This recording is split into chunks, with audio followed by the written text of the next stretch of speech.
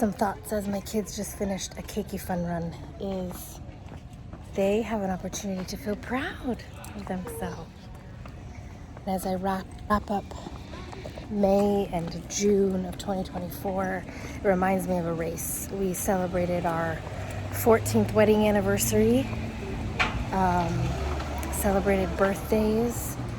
We made it through meniscus tear repair and graduated our oldest from 6th grade. Milestones, major milestones. And just like a track in a race, there are times that you push and you run as fast as you can because you know you need to get to the finish line. And then there are times that you pace yourself because the end goal is a marathon. Life is a marathon. Motherhood, parenting, marriage is a marathon. So I'll continue this recap, but wanted to share a little bit of aloha and thoughts in the moment. Hey friends, getting back to the recap of the last 2 months of quarter two for 2024, I was talking about how marriage and motherhood and parenting is a marathon. So in May, we, like I mentioned, celebrated 14 years of marriage. And there's a time in almost every year where I come to this thought like, I didn't know if we were gonna make it. So it's a gift. Doing life with any other human takes a lot of work and intentionality. It takes surrender and sacrifice. And I'm not gonna lie, it is not an easy journey. And I'm learning so much more about myself and the things, the judgments, the assumptions, the expectations that I bring to the table that I have to daily go against the grain in order to reshape my thoughts, looking ahead, believing the best, and moving forward. And that is how we get through each year of marriage. The other thing we also do on our wedding anniversary is celebrate my son's birthday. So that happened this May. And then, like I mentioned, our daughter graduated out of the elementary school that she's been in for the last kindergarten through 6th grade. And I wanted to take a minute to talk to the parents who are advocating for IEP services for their kids. We found out early on that Zoe had some developmental delays and needed extra services. And I got to tell you, that first IEP meeting when we were moving into her kindergarten year was terrifying. It was a room full of professionals, this kind of specialist and that kind of specialist, and the principal and the teacher and the aide and everybody. And you're just like, I don't know, my kid needs help. And the elementary school that our kids have been at and that she went through kindergarten through 6th grade, and that was a journey that looked different than most. She homeschooled for the first few years and just had services a couple hours a day. And then there was COVID, so she was at home distance learning anyways with her siblings. And then she was in the classroom full time for those last few years. You are your child's biggest advocate. And sometimes it feels like you should know and you just don't. You just see the struggle. Get surrounded with people that can help you put words to those struggles and keep pushing and keep fighting for those extra things that your kid might need. And I know it is a lot of emotional and mental weight. And we don't talk about it a lot. Like in general, I don't hear a lot of parents talking about their children's IEP and renewing and whether or not they met their goals. And as we moved into a new season, she continued her IEP in 7th grade in a whole new school. It gets easier. And there are things that you get used to saying that you need. So I wanted to encourage any parents who are just starting out in your journey of advocating for your child's IEP or continuing on in that. Keep asking for what you want for them.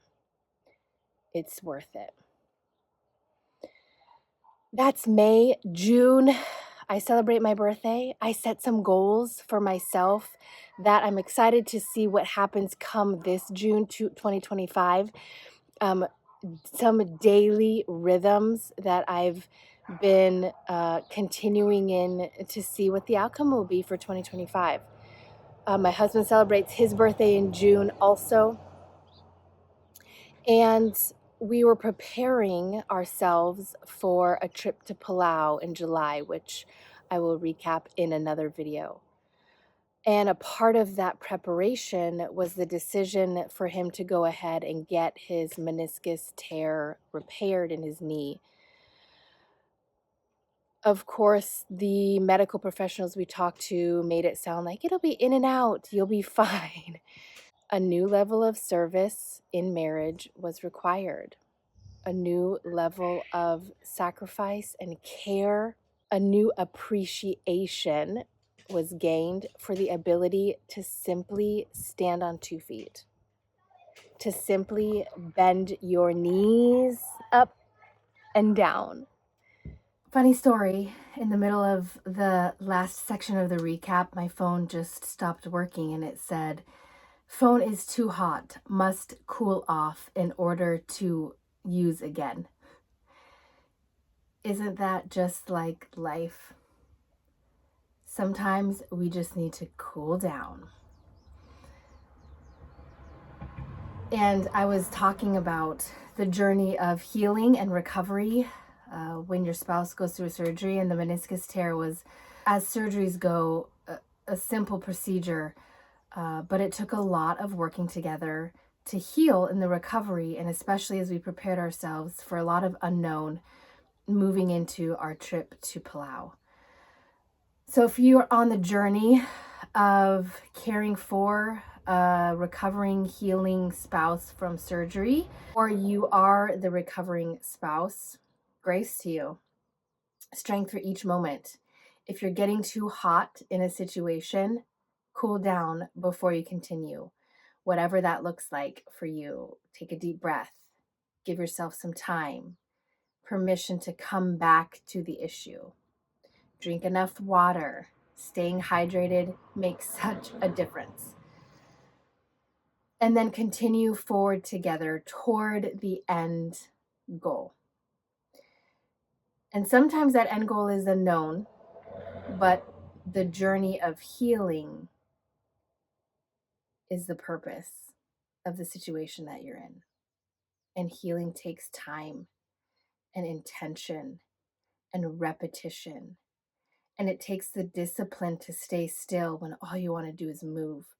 It takes a discipline to go slowly or use light weights when you just want to get heavy or move fast. The journey of healing in my own heart, as well as we journey through grief with the loss of my brother, is the same way. There are times that it hits so hard, and all I can do is pause and cool down. And there are times that you're forced to move through pretty quickly. The other thing that happened in May was I began to see a counselor weekly. And it's been pivotal in the journey of healing, of growth, of intention, of an outside perspective, and of accountability. Thank you for being on this journey. For whatever reason, you have had a chance to make it through this far. And I'm thankful for you. If there's anything I can do on your journey of reimagining, reinventing, and reinviting, please reach out at Sabbath Kapahu, wherever you spend time on socials, or message me through the podcast or the YouTube or wherever you are. Know that you're not alone and that you're never the only one. and that you have permission to reimagine the possibilities, to reinvent yourself, your journey, and the journey for those that you are reinviting along with you through your transformation. I'm sending my aloha. Until next time.